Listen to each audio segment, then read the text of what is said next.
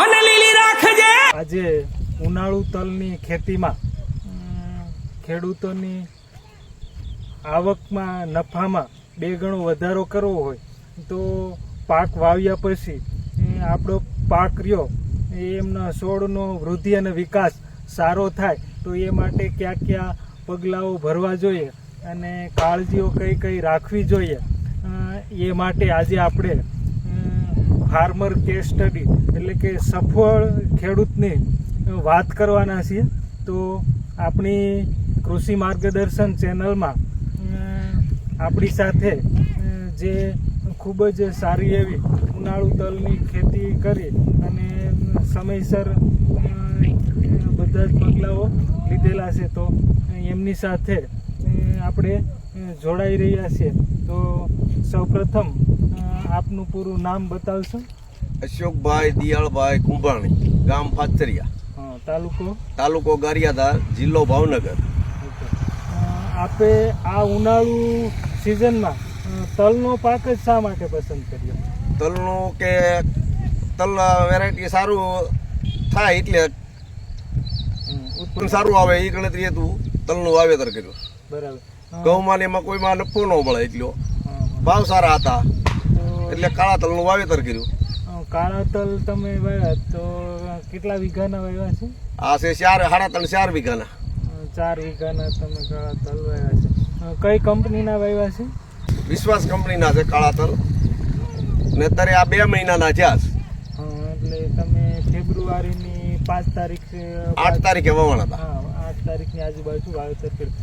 વાવેતર કર્યું પછી આ જે પાક રહ્યો એમાં કેટલા પિયત આપેલા છે? પાણી પિયત શરૂઆતમાં ઉગી ગયા બતાતા હતા, પછી 1 પાણ પાયું પિત આપ્યું, 2 પાણે પછી 1 મહિનો પડ્યા રહેવા દીધા। બરાબર, રાઈટ 1 મહિનો પાયા નહીં, લસાવા દીધા, પછી પાયા, પછી 7-8 દિવસે પાઈ દીધી। આ લગભગ માનો 6 પાણ પીધા અત્યાર સુધીમાં 6 પિયત તમે આપેલા છે। આ તમારો પાક રહ્યો એ વાવેતર કર્યું ત્યારથી અત્યાર સુધીમાં કયા રોગ આવ્યા અને કઈ દવાઓ અને કેટલી વાર સાટી એ તમને ખ્યાલ છે?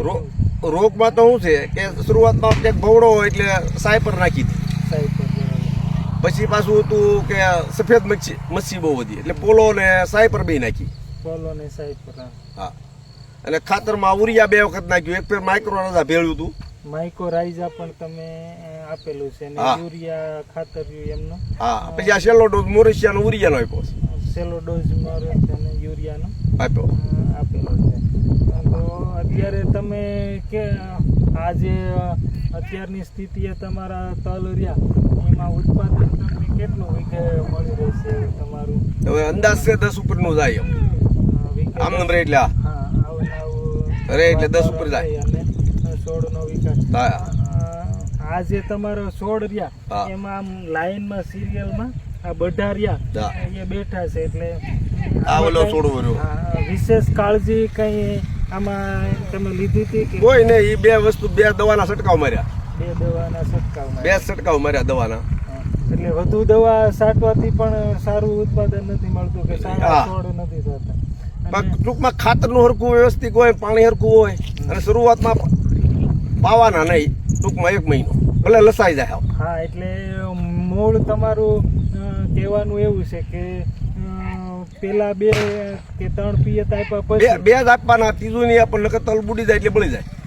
એટલે ત્યાર પછી 20 દિવસ કે 25 દિવસ મહિનો જ પાયા પણ પછી પણ કાંઈ ન થાય। 30 દિવસ સુધી પિયત ન આપવું તો જે વૃદ્ધિ એની હોય બહુડા બેહવાની સારી રહે અને બળવા બેહવાની સારી રહે, છોડનો વિકાસ થઈ જાય એટલો, બરાબર। પછી પાણી ખાતર આવે એટલે બરાબર। આ સિવાય તમે આપણા જે કૃષિ માર્ગદર્શન ચેનલ રહ્યા એમના ખેડૂતોને કંઈ વિશેષ વાત કરવા માંગો છો કે ભાઈ ઉનાળાની સિઝનમાં આ જ પાક વાવવો જોઈએ, શું કાળજી વિશેષ રાખવી જોઈએ એ બાબતે? કાળજી મેં કીધું એમ જ કે કારણ કે 2 પાણ પાણી મેલી જ દેવાના, બતાવી જાય એટલે 2 પાણાથી એવો મળશે, બતાવી જાય બતાવવા મળશે અંધું, પછી એને પડ્યા જ રહેવા દેવાનું, ભલે તાણ ગમે શું છે આમાં ફાલ ફૂલ અંધું સારું છે, બરાબર, ભાવ સારા આવે, ઉત્પાદન સારું આવે તો આપણે તો નભી લેવી ખેતીમાં છે કે 1 પાક ગયો તો 1 પાકમાં જ આવે। હાલો ઘઉંમાં ગયા તલમાં જ રહે, તો આ હતા આપણા ભાચરિયા ગામના પ્રગતિશીલ ખેડૂત કે એમના મુખેથી આ જે તલ રહ્યા એ વિશ્વાસ કંપનીના કાળા તલનું વાવેતર કર્યું છે. એમનો પાક અત્યારની સ્થિતિએ જોતા ખૂબ જ છોડનો વિકાસ અને વૃદ્ધિ ખૂબ જ સારી છે અને ઉત્પાદન પણ સારું આવશે. ધન્યવાદ.